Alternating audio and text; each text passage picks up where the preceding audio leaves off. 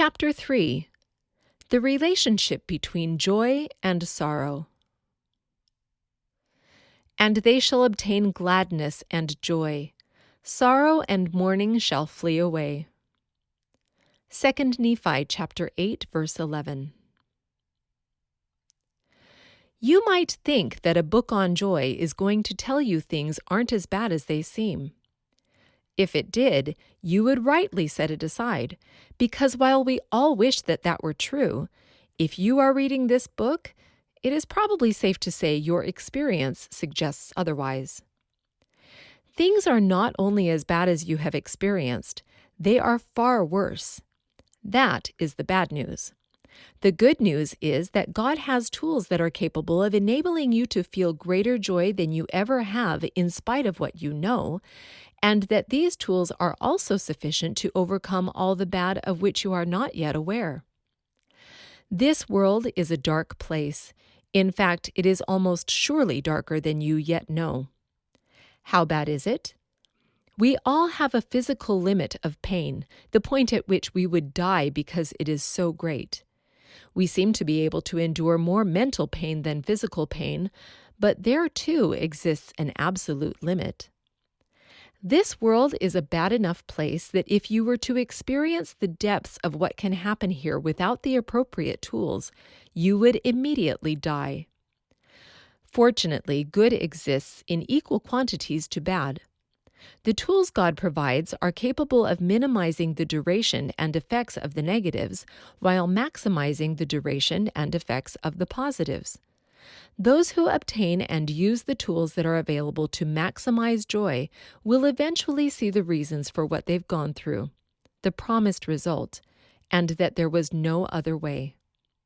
Quote, "They that sow in tears shall reap in joy. He that goeth forth and weepeth, bearing precious seed, shall doubtless come again with rejoicing, bringing his sheaves with him." End quote. Psalm 126, verses 5 and 6. Their torment will turn to joy. Their sorrows will flee away, and all that will remain is the joy they've obtained. Hope drives you forward. In this life, you perceive only the suffering that is directly before you, and not the blessings that are yet unseen. Why keep moving forward deeper into the darkness when the light always comes slower than the darkness, and in ways that seem fleeting and insufficient to make it worthwhile? Hope provides the answer. But what are you to hope for? Paul said, quote, "Eye hath not seen, nor ear heard, neither have entered into the heart of man, the things which God hath prepared for them that love him." End quote. 1 Corinthians chapter 2, verse 9. How can you hope for what you have not yet seen, heard, or thought about? How can you hope for what you can't even imagine? An understanding of the law of equal and opposite is the key to having the tenacity of hope required to obtain great joy in life. The Lord explained this principle when he explained the outcome of those who have lost everything for his sake. Quote, "Then answered Peter and said unto him, Behold, we have forsaken all and followed thee. What shall we have therefore? And every one that hath forsaken houses, or brethren, or sisters, or father, or mother, or wife, or children, or lands for my name's sake, shall receive 100-fold, and shall inherit everlasting life." End quote. Matthew chapter 19, verses 27 and 29. For every possible suffering in life, there exists an outcome much greater than the price. If you believe Jesus, you can have peace so immense that you can be free from fear and anxiety, in spite of anything the world can do to you. Hope in God is always possible, no matter how dark your situation may be. The Lord is the light. Quote, "And the light shineth in darkness, and the darkness comprehended it not." End quote. John chapter 1, verse 5. The light shines in all things and through all things, even if all things are not aware of it. This description is not figurative. You may feel like you are drowning in darkness, but in reality, you are always surrounded by incomprehensible amounts of light. You can find immense joy in anything, anyone, and any situation if you trust God enough to endure the specific set of lessons required to unlock your ability to perceive and comprehend the light and darkness in it.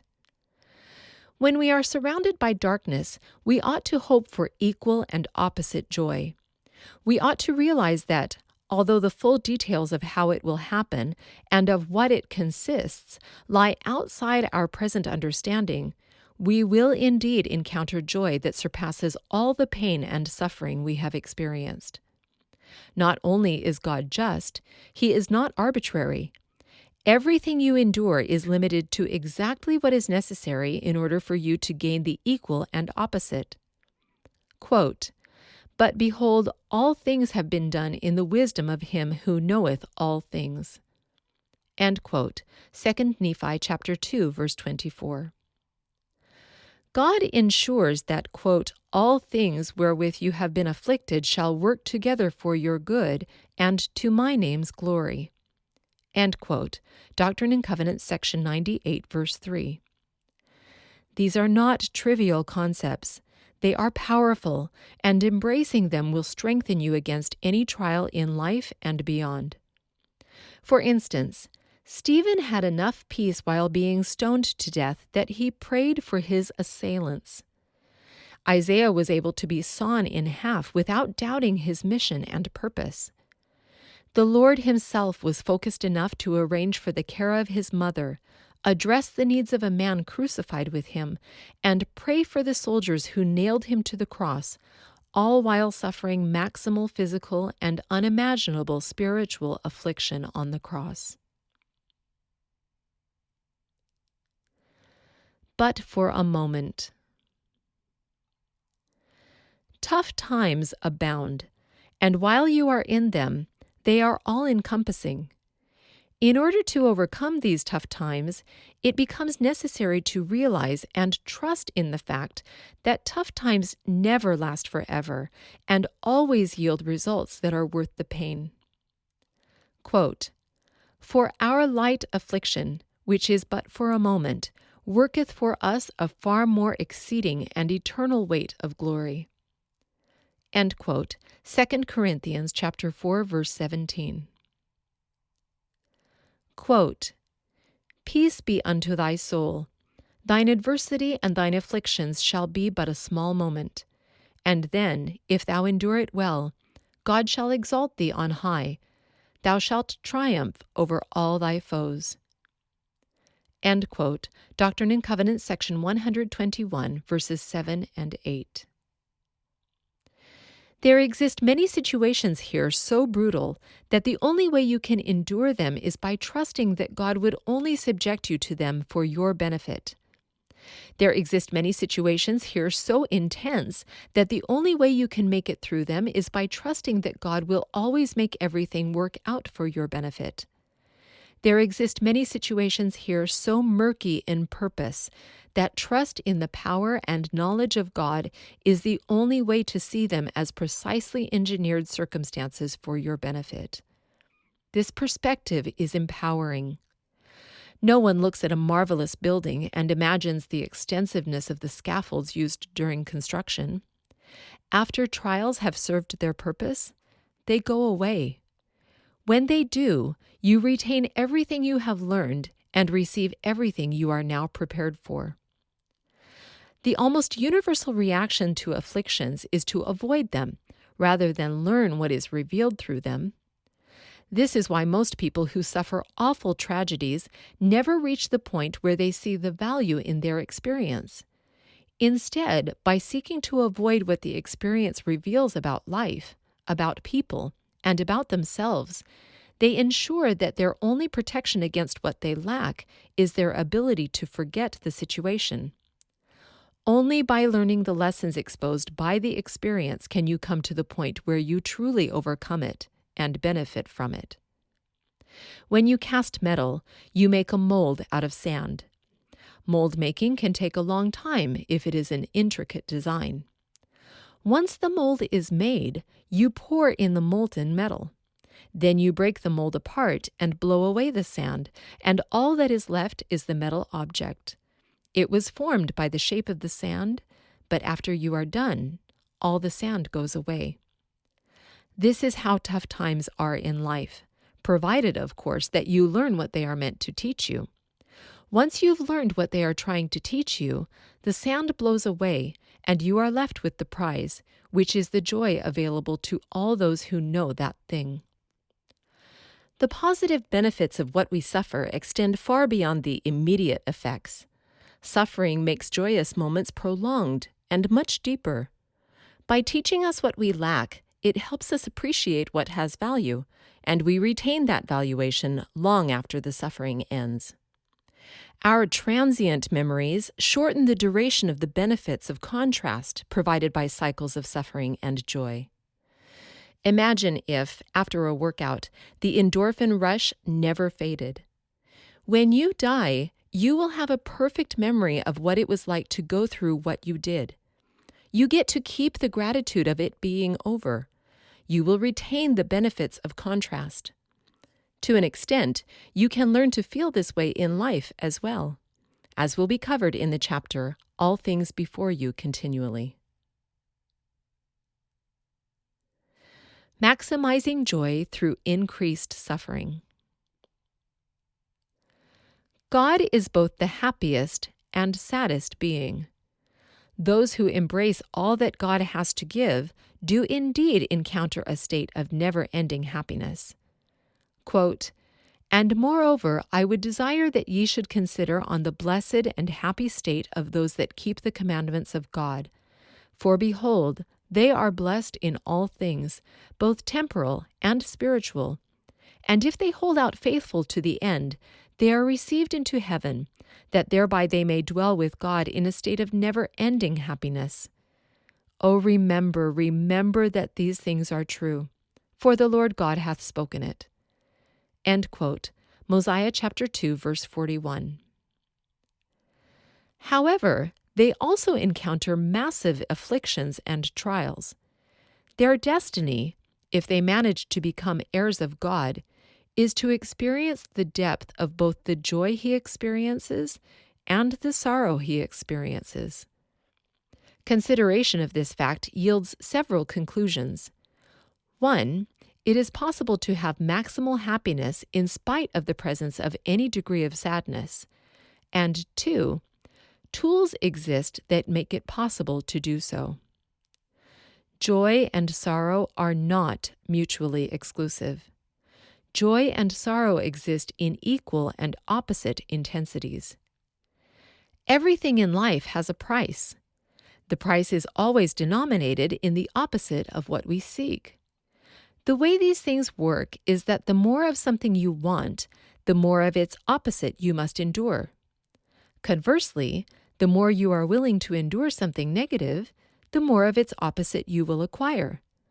This works with discomfort and comfort, toil and satisfaction, darkness and light, sorrow and joy, stress and peace, sadness and happiness, pain and pleasure, and loneliness and belonging. It turns out that no matter what degree of sorrow you've experienced in life, there is a lot more out there that you are not yet aware of. It is fair if that terrifies you, but realize that these things are merely the unavoidable price of things of equal and opposite goodness. All things work in terms of opposites. Quote, "What joy and what marvelous light I did behold! Yea, my soul was filled with joy as exceeding as was my pain." End quote. Alma chapter 36, verse 20. If you want to receive all things, you must first suffer all things. Finding greater joy is like swinging a pendulum. You increase in joy by first being willing to suffer. This willingness to suffer doesn't require you to invent ways to suffer, Rather, it is your subjection to the unending process of self-scrutiny and learning. You will gain a greater awareness of what is evil in this world, including in yourself, and you will have opportunities to fight against it by changing how you are and by acting in spite of the way the world is. The absence of sorrow is not joy. The pathway to greater joy always includes greater suffering, at least initially. Every portion of awareness consists of increased evil and suffering, and only through trusting God can you endure it sufficiently to obtain the equal and opposite good and joy that it also entails. This is a process. You have to trust in God enough to subject yourself to evil and suffering you do not yet understand. Then you can grow to understand it and reap the joy that comes in equal and opposite proportion. First, you learn the depth of evil by experiencing it. Second, you experience even greater sorrow and pain by becoming aware of the existence of the good and joy commensurate with the evil and sorrow you've experienced without actually experiencing it yet. Third, you finally obtain the joy you are now prepared for because you have a knowledge of what it is like not to have it, what the opposite is, and you can comprehend and appreciate it. This process is always the same. It involves a great deal of suffering on our part. However, this suffering is the only way we can, through the justice of God, encounter the great blessings He anxiously awaits to give us. Like releasing the pressure on a pressure cooker before the meal is cooked, if we exit early, all our suffering will be in vain. There are two ways to minimize pain in life. The first way is to actively try to avoid it. Almost everyone will say that they are interested in finding greater joy, but almost no one will do what brings it when given the chance. Those who are at least willing to entertain the idea, for the most part, are actually just interested in minimizing the pain they are experiencing in life. Some suffering is truly avoidable and unbeneficial. Avoidable pain and sorrow are caused by living contrary to the path of happiness, which can happen in one of two ways. 1, you do not know the way, or 2, you don't walk in the way, even though you've been shown it. Avoidable pain is a signal that there is something more to learn about the situation causing you pain. If you are wise, you will either use that pain to motivate you to search for what you lack, or to accrue evidence for more carefully living up to what you know. We should not pray to have God remove trials from us. Instead, we should reconcile ourselves to God's will and ask Him to bless us with the knowledge we need to overcome our trials. Some sorrow is unavoidable, but beneficial, and seeking to avoid it will only cause you and others more pain. Unavoidable and beneficial sorrow is typically tied to perceived value. We can only derive joy from what we value. Sometimes the only way to obtain an actual valuation of something is to experience its opposite. Realize that everything you unavoidably suffer is a necessary precondition to receive the equal and opposite good that you likewise do not yet know. Before you know great sorrow, you can't really know great joy. How can you ever be maximally grateful while you remain unaware of just how bad things can be? You can try to avoid pain by detaching from people and situations, from intentionally diminishing your needs and feelings, or by masking your pain with things that distract you from it. Although each of these tactics might reduce pain caused by a specific thing, they will actually increase the amount of pain you suffer because they will fail to address the underlying problem while causing other additional problems. God turns up the affliction and temptation knobs as fast as we can handle them. As we increase in favor with God, He allows us to experience more and greater affliction. Consider the patriarchs and other righteous people. Without fail, those who were promised eternal life by God were exposed to miserable hardships. These men and women lived out lonely lives filled with suffering. Yet Jesus approached near unto them in accordance with their sufferings. God only withholds trials from those who have demonstrated their inability to deal with them. Instead of rejoicing when times are easy, we ought to take careful stock of our lives. The second way to minimize pain in life is to learn and grow from it. Learning requires suffering. The gospel is not the path to avoid suffering. It is the path of maximized joy, not minimized suffering. There is a popular yet erroneous belief that because of Jesus' life and death, we don't have to suffer. The Lord's sacrifice does not magically remove suffering. Rather, his purpose was to forgive previous sins and provide a path to obtaining and obeying his teachings. Quote, "And he shall go forth suffering pains and afflictions and temptations of every kind. And this that the word might be fulfilled, which saith, He will take upon him the pains and the sicknesses of his people. And he will take upon him death, that he may loose the bands of death which bind his people. And he will take upon him their infirmities, that his bowels may be filled with mercy, according to the flesh, that he may know, according to the flesh, how to succor his people according to their infirmities. Now the Spirit knoweth all things. Nevertheless the Son of God suffereth according to the flesh, that he might take upon him the sins of his people, that he might blot out their transgressions, according to the power of his deliverance. And now behold, this is the testimony which is in me." End quote. Alma chapter 7, verses 11 through 13. Quote, "And behold, this is the whole meaning of the law, every whit pointing to that great and last sacrifice. And that great and last sacrifice will be the Son of God, yea, infinite and eternal. And thus he shall bring salvation to all those who shall believe on his name. This being the intent of this last sacrifice, to bring about the bowels of mercy, which overpowereth justice, and bringeth about means unto men, that they may have faith unto repentance.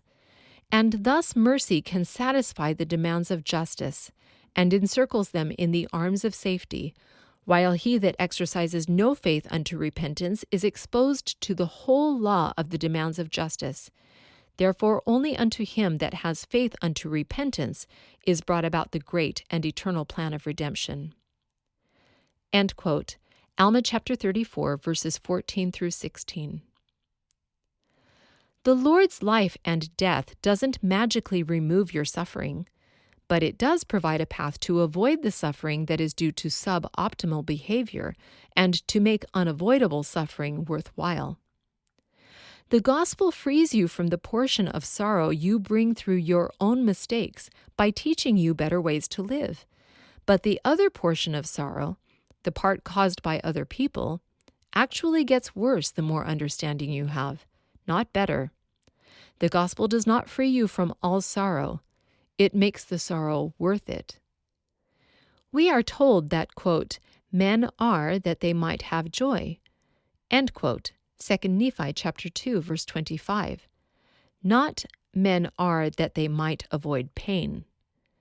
You can't improve your situation without first experiencing the discomfort of recognizing the reality of your situation, and that includes all the ugly parts. Suffering can come from several sources. 1. Consequences from acting contrary to joy, truth, or God. Whether you seek it or not, you will be ever exposed to a greater share of the consequences of your actions. God does this to help you better understand the path to the abundant life. 2. Pain from things done to you. This increases the more you serve God, because the more you serve Him, the more frequently and intensely people will persecute you. Charity for others mitigates this type of suffering. 3. The revelation of the unknown.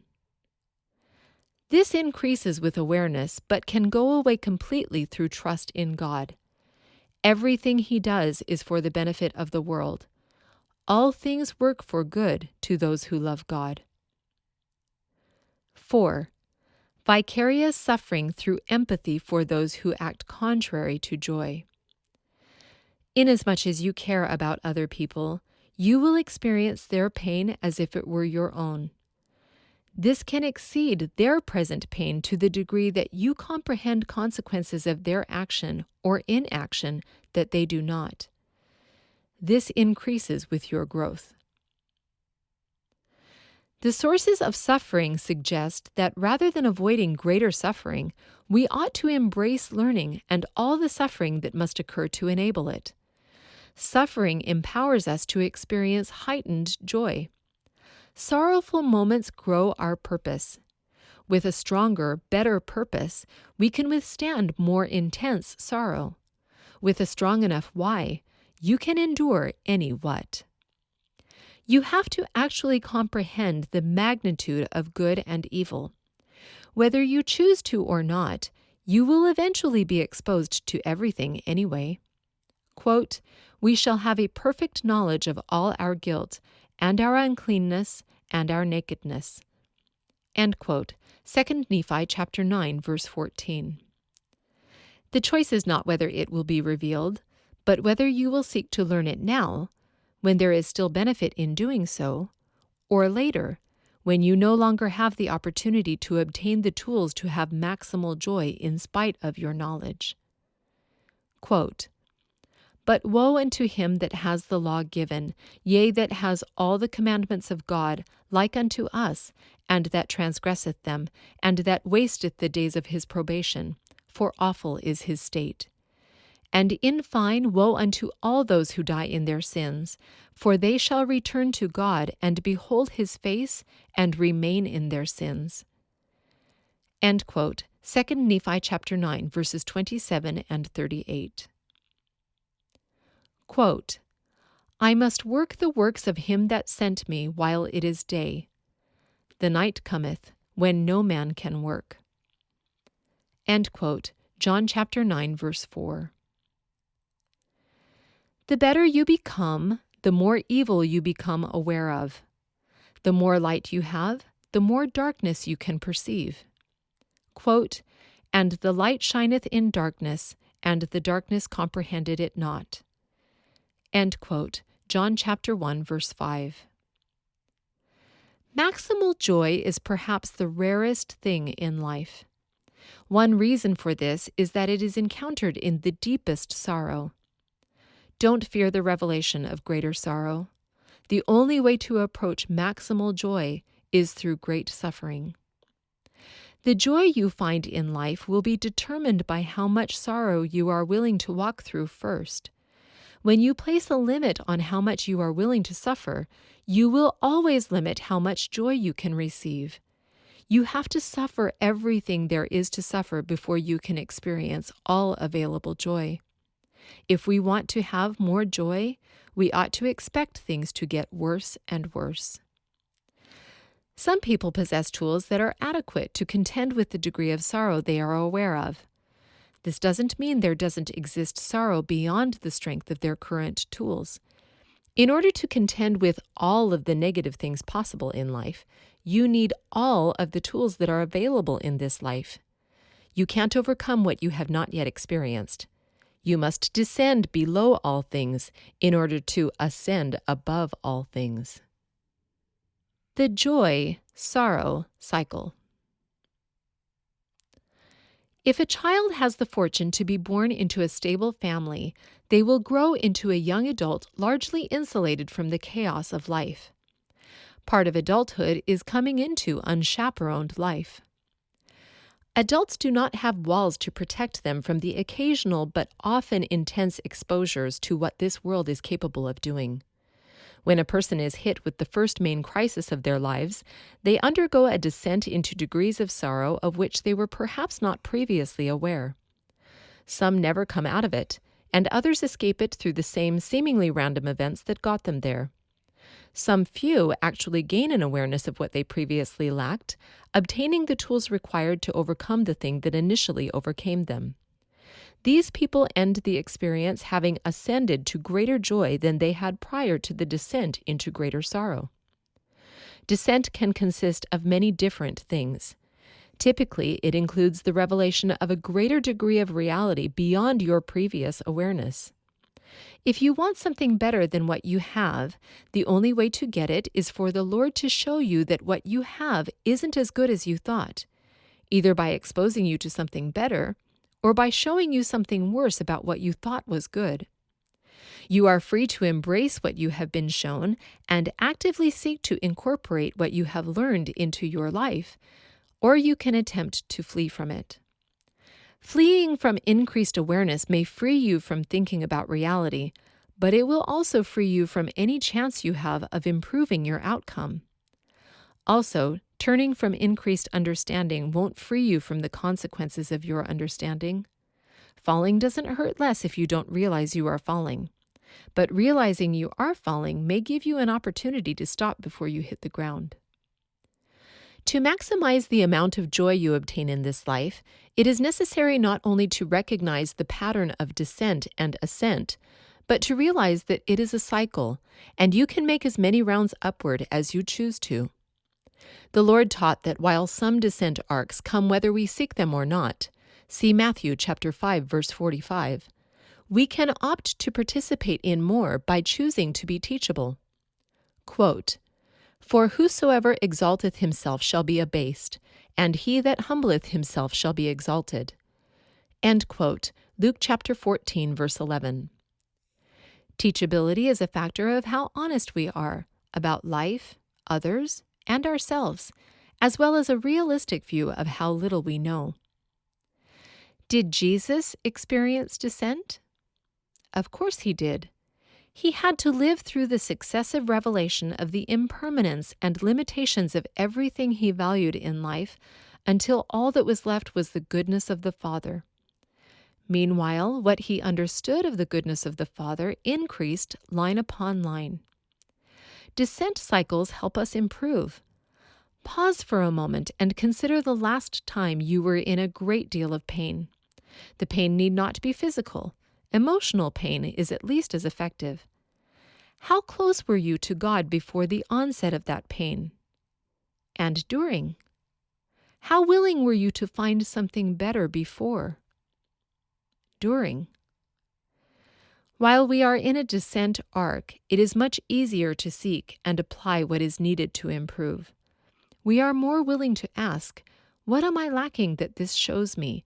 What am I going to do about it? What is the principle that conquers this, either in removing the effect of some previously unseen cause or in providing me understanding to allow me to experience joy in spite of this pain, or in helping me appreciate what I previously took for granted? It is possible to be just as pliable in an ascent arc. There are those who can cry out to God with just as much earnestness outside of suffering as in it. But for most of us, this is beyond our current capability. Suffering shows you the limit of your trust in God. Even Jesus learned obedience by the things he suffered. Quote, "Though he were a son, yet learned he obedience by the things which he suffered." End quote. Hebrews chapter 5, verse 8. Suffering provides you the opportunity to acquire the next level of trust in God. The true vine. The Lord said, quote, "I am the true vine, and my Father is the husbandman. Every branch in me that beareth not fruit he taketh away, and every branch that beareth fruit he purgeth it, that it may bring forth more fruit. Now ye are clean through the word which I have spoken unto you. Abide in me, and I in you. As the branch cannot bear fruit of itself, except it abide in the vine, no more can ye, except ye abide in me. I am the vine, ye are the branches. He that abideth in me, and I in him, the same bringeth forth much fruit, for without me ye can do nothing. If a man abide not in me, he is cast forth as a branch, and is withered, and men gather them, and cast them into the fire, and they are burned." End quote. John chapter 15, verses 1 through 6. Branches are living. They are connected, through other people or directly, to the true vine, Jesus Christ. His light and truth flows through them.